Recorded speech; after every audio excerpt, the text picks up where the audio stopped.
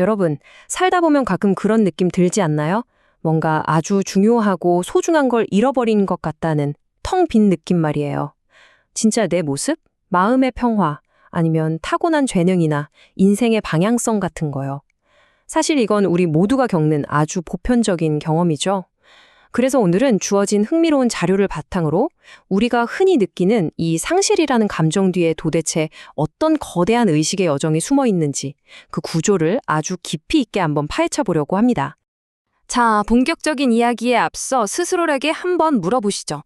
여러분은 지금 여러분의 내면이 아닌 저 바깥 세상에서 끊임없이 무엇을 찾아 헤매고 계신가요?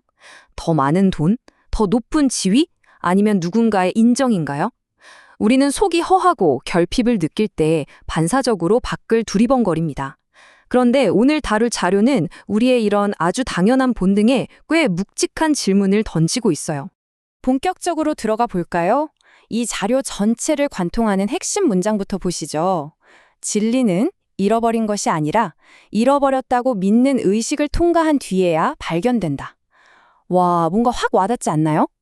그러니까 우리가 바깥에서 뭔가를 미친 듯이 찾는 그 방황의 시간이 결코 헛된 삽질이 아니라는 겁니다.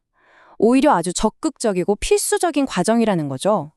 상실은 진짜로 뭔가가 사라진 게 아니라 우리의 인식이 확 깨기 전까지 반드시 거쳐야만 하는 일종의 교육 과정 같은 겁니다.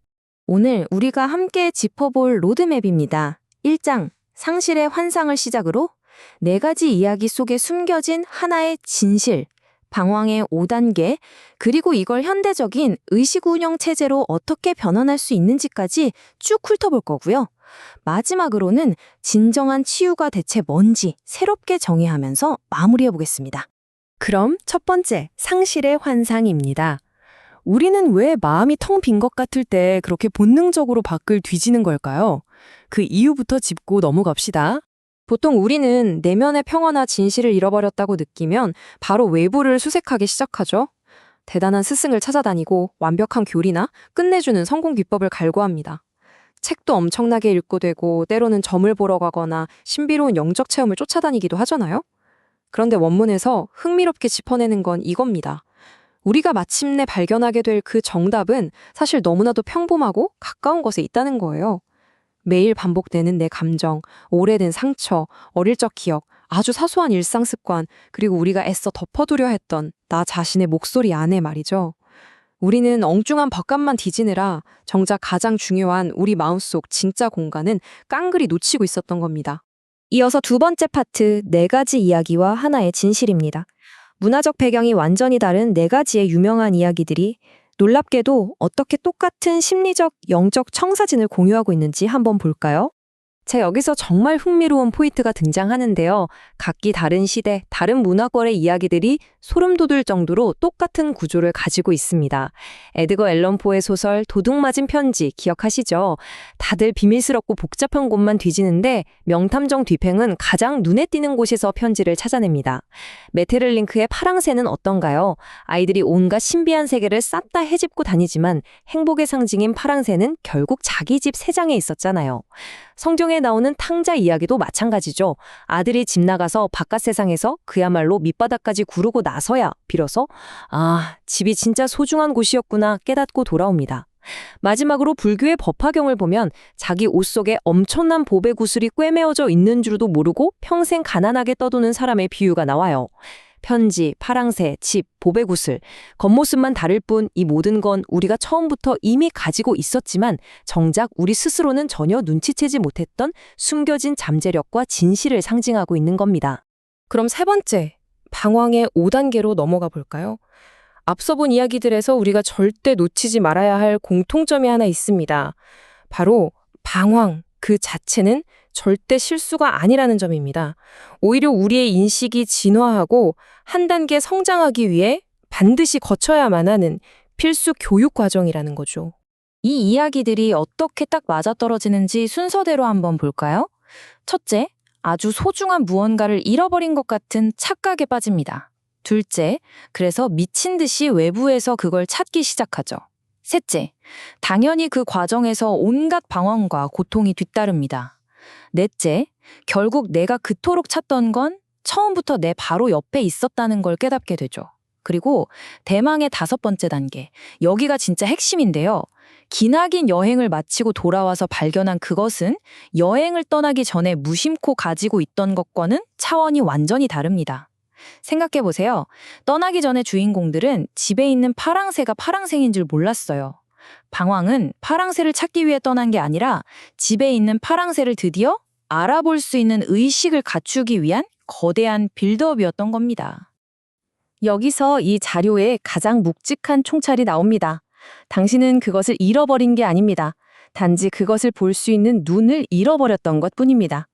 우리가 흔히 말하는 카르마 혹은 운명의 반복적인 굴레 같은 것들 있잖아요. 그게 우리를 괴롭히고 벌 주려고 하늘이 내리는 잔인한 형벌이 절대 아니라는 겁니다.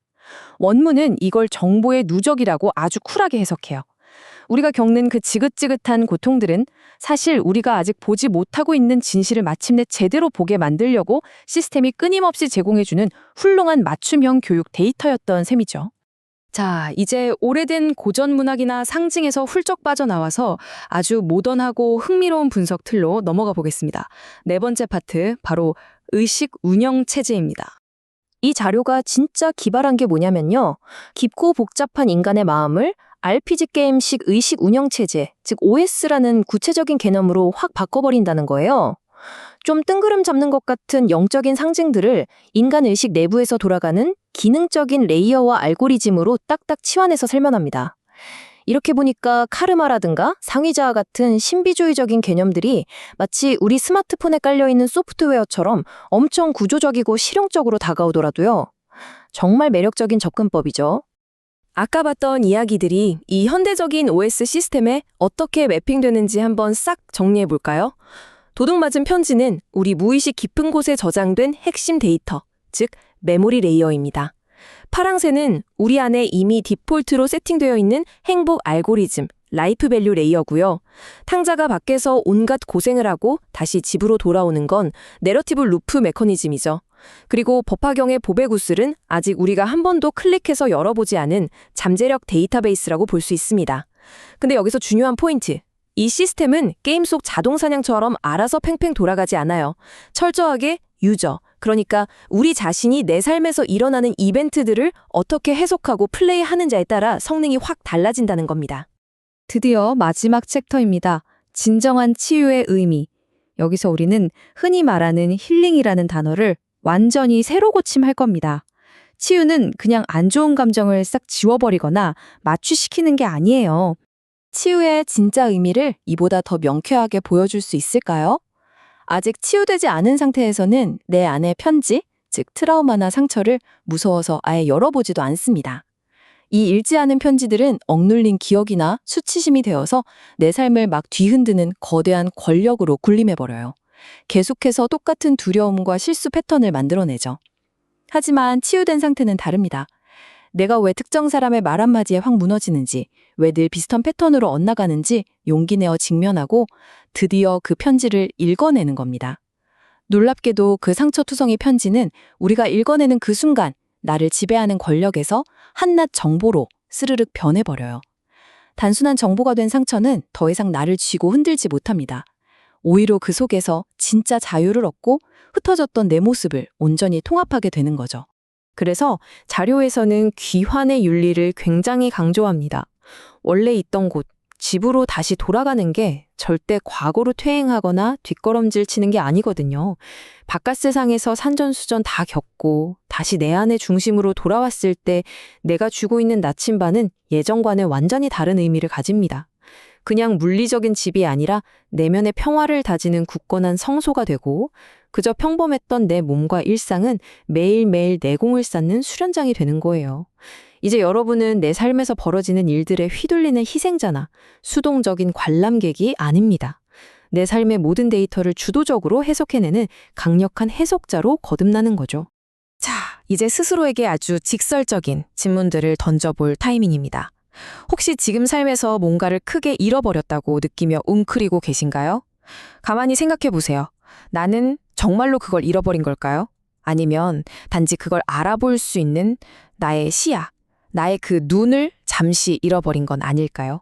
한 번 더 파고 들어보죠. 여러분이 그토록 간절하게 찾고 있는 그 행복, 그 성공이라는 이름의 파랑새는 진짜로 저 멀리 손에 닿지 않는 어딘가에 있는 걸까요? 혹시 지금 여러분이 발딛고 있는 이 평범한 일상과 집이 아직 가치 있는 성소로 보이지 않아서 밖으로만 나돌고 있는 건 아닐까요? 우리는 끊임없이 밖에서 주어지는 트로피만 쫓느라 내 안에서 이미 빛나고 있는 다이아몬드를 놓치고 있는지도 모릅니다. 내가 직면하기 너무나도 두려워하는 나의 약점, 상처라는 이름의 그 낡은 편지는 정말 무의식 깊은 곳에 꽁꽁 숨겨져 있을까요? 원문은 아주 뼈 때리는 지적을 합니다. 상처는 절대 숨겨져 있지 않다고요. 누가 툭 던진 말에 유난히 발끈하는 내 모습, 반복되는 관계 속의 분노, 과잉 반응. 사실 매일의 일상 속에 이미 너무나도 선명하게 다 까발려져 있습니다. 단지 우리가 이건 내 성격이 원래 이래서 그래. 이건 남들이 잘못해서 그렇지 하면서 죽어라 외면하고 있을 뿐이죠. 여러분은 여전히 바깥 세상이라는 어떻게 보면 거대한 돼지우리 속에서 스스로를 채찍질하며 끝없는 결핍과 욕망에 시달리고 계신가요? 고통의 쓴맛을 아주 충분히 맛보셨다면 이제는 그 바깥에서의 모든 경험들을 다정하게 끌어안고 여러분 존재의 가장 깊은 중심, 진짜 나의 집으로 돌아갈 시간이 된 것 아닐까요? 자, 오늘의 해설을 마무리하며 여러분의 마음에 콕 박힐 가장 핵심적인 문장을 전해드립니다. 인간이 찾는 가장 중요한 것은 대개 사라진 것이 아니라 아직 잃히지 않은 채 자기 곁에 놓여 있다. 편지는 결국 읽어내야만 하고 주머니 속 보배구슬은 꺼내서 써먹어야 의미가 있습니다. 우리가 겪은 그 모든 상실과 방황은 절대 실패가 아니었어요.